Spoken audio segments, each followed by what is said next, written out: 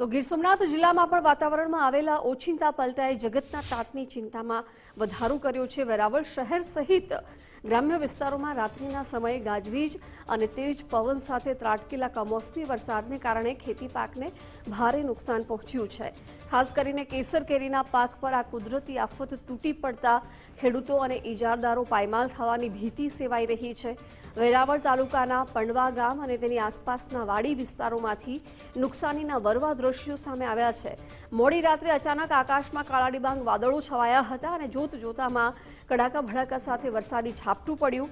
પંડવા ગામના ખેડૂતોના જણાવ્યા અનુસાર વરસાદની સાથે ફૂંકાયેલા તેજ પવનને કારણે આંબા પરથી કેરીઓ ખરી પડી છે, જેનાથી સિઝનની મહેનત પર પાણી ફરી વળ્યું છે। સવારમાં 6 વાગ્યામાં વાતાવરણમાં પલટો આવવાથી કેસર કેરીમાં 40% નુકસાન છું અને આવું ને આવું 3 વર્ષથી હાલ્યો આવે। અમારે 11 થી 12 વીઘાનો બગીચો છે।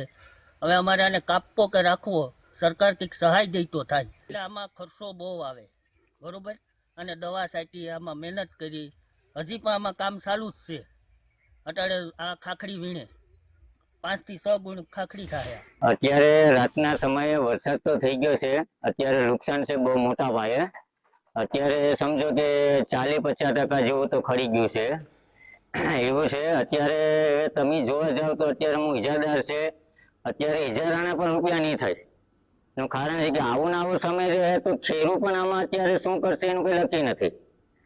એનું કારણ છે કે મેં તો 5 લાખ 10માં રાખેલો જ છે ઇજારો, અત્યારે એના પર રૂપિયા થાય એમ નથી।